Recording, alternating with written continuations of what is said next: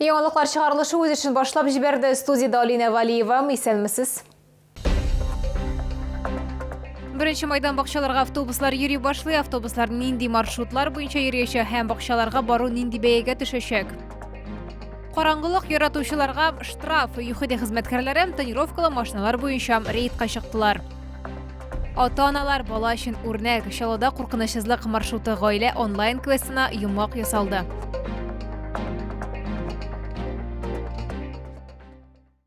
Чаллы балалар бакчаларында сак чаралары көчәйтелде. Әлеге үзгәрешләр Ульяновск өлкәсендәге балалар бакчасындагы атыштан соң кертелде.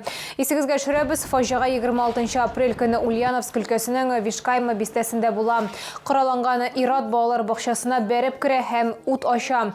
Коралучы булмау сәбәпле аның юлына берәү дә аркылы төшми. Нәтиҗәдә бер кеше тәрбияче һәм 2 бала һәлак була. Куркынычсызлык чараларын көчәйтү сәбәпле ата-аналар балалар бакчаларына махсус рөхсәт кәгазе, ягъни пропуск буенча гына үтә ала. Моннан тыш техник куркынычсызлык чаралары урнаштыру эше дә алып барылачак.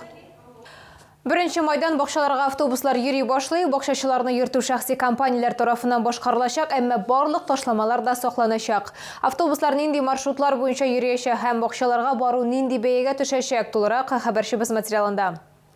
Бакча сезоны башлана. Бакчачылар үз киштәрләренә юл тотты инде, әмма шәһәр тарафыннан бакчачыларны ташу әлегә башланмаган. Һәм чалларга анда бару өчен туганнарыннан сорарга, таксига заказ бирергә яки бөтенләй җәяү барырга туры килә. Шуңа күрә бакча ширкәтләренә кадәр автобусларны түземсезлек белән көтәләр. С 36-го комплекса, до поликлиники, потом отсюда через этот парк и с горки спускаюсь сюда, пешком хожу. Графику соответствует, хорошо ходит, да, так. По идее, жалоб нет, но народу много бывает уж. Там народу туда не влезть. А особенно, когда вот урожай пошел, это все надо тащить, это там везде вот все вот, ну никак. То есть некомфортно. Да, тем более мы живем на Зябе, нам приходится с пересадками, нам дороже выходит. А я из дома вызвала такси, мне раз до дома привезли, и мне удобно и хорошо.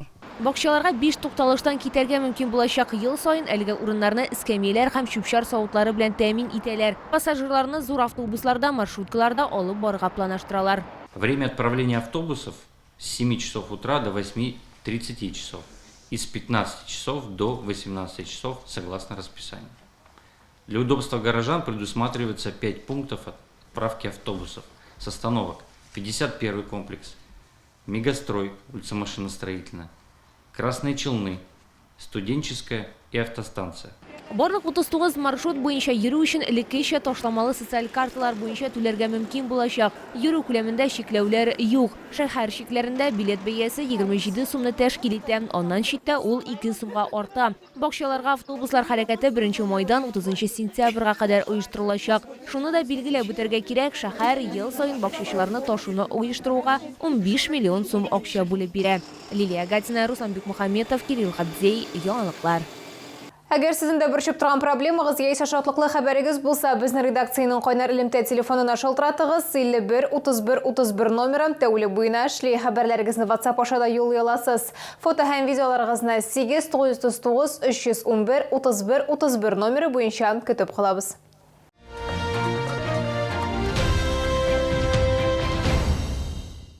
Берәүләр түземсезлек белән язгы кояшны көтә, икенчеләр исә аннан үз автомобильләре салоннарында яшерүне өстен күрә. Ярчалыда ЮХД хезмәткәрләре машина тәрәзәләрен караңгылату буенча рейдка чыктылар.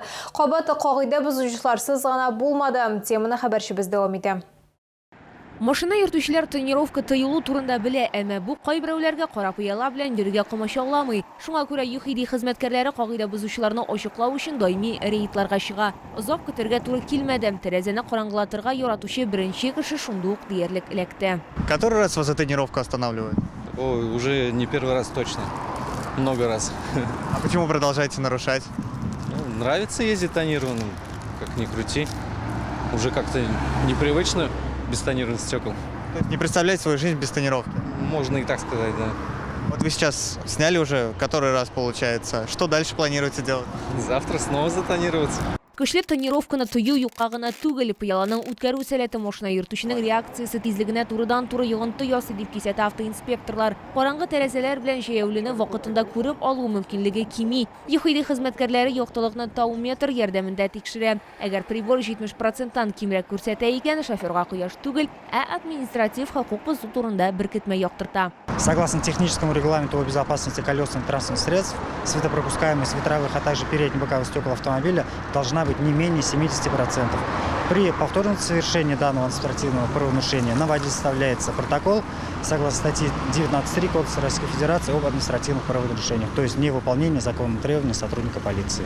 Тәрәзәләрнең яктылык үткәрү таләпләрен бозган өчен 500 сум күләмендә административ штраф каралган. Кагыйдә бозу кабатланган очракта машина йөртүчеләргә 2000 сумга кадәр санкцияләр яки 15 тәүлеккә административ кулга алыну яный. Лилия Гатина, Руслан Бикмухамметов, Айдар Мусин, Яңалыклар.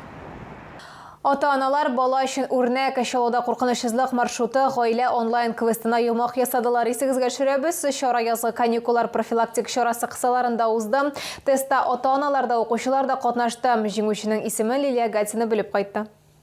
Куркынычсызлык маршруты онлайн квеста юлларда авариясыз хәрәкәтне тәэмин итү өчен оештырылган чараларның берсе. Балалар да, ата-аналар да интернетта юл йөрү кагыйдәләре турындагы сорауларга җавап бирделәр. Конкурста шәһәрнең 63 мәктәбеннән 4000 ярымга якын кеше катнашты. Суть квеста заключается в чем? В том, что родители совместно с детьми проходят тест. За каждый правильный вопрос получают балл. В каждом тесте по 10 вопросов. И родители и дети из одной школы суммируются общим количеством, и мы определяем участников и победителей квеста. Онлайн квеста дөрес җавап сайлауга гына түгел, иң мөһиме юлларда үзеңне дөрес тотарга өйрәнү. Һәм балалар өчен иң яхшы мисал әлбәттә ата-аналар. Ребенок, он как губка, он впитывает наше, то есть именно родительское поведение. Поэтому, пожалуйста, при детях не нарушайте и активно участвуйте в таких мероприятиях, которые посвящены правилам движения вместе с ребенком. Онлайн квест нәтиҗәләре 28-нче мәктәптә тантаналы рәвештә игълан ителде. Минем уемча бу чаралар бик кирәк. Аларның үткәрүе бик мөһим. Балалар юл кагыйдәләрен белергә тиеш. Һәм тормышта да кулланырга тиеш дип уйлыйм инде. Әмма иң мөһиме әлбәттә җиңү түгел, катнашу. Онлайн квестта сорауларына җавап бирүчеләрнең барысы да ЮХИДИ хезмәткәрләреннән дипломнар алды. Лилия Гатина, Ленар Султанов, Яңалыклар. Иртәгә Рамазан айының 28-нче көне сәхәр ашауны төнге сәгате 1 тулырга 15 минут кала тәмамларга кирәк. Ифтар вакыты 8-нче 4 минутта. Изге Рамазан айы инде ахырына да якынлаша. Хәзерге вакытта шәһәрдә ураза гайденә әзерлек эшләре бара. Исегезгә төшерәбез, бәйрәм шәһәр мәчетләрендә иртәнге 7-нче яртыда Коръән уку белән башланып китәчәк. Соңыннан вагыз, гайд намазы укылачак. Ураза гайды гадәттә коймак, тәмле ризыклар пешереп, гаилә, туганнар белән бәйрәм ителә. Ураза бәйрәме 3 көн дәвам итәчәк. Бүгенге шулар иде. Мин Алина Валиева. Сезнең белән сау булашам. Исән сау булыгыз.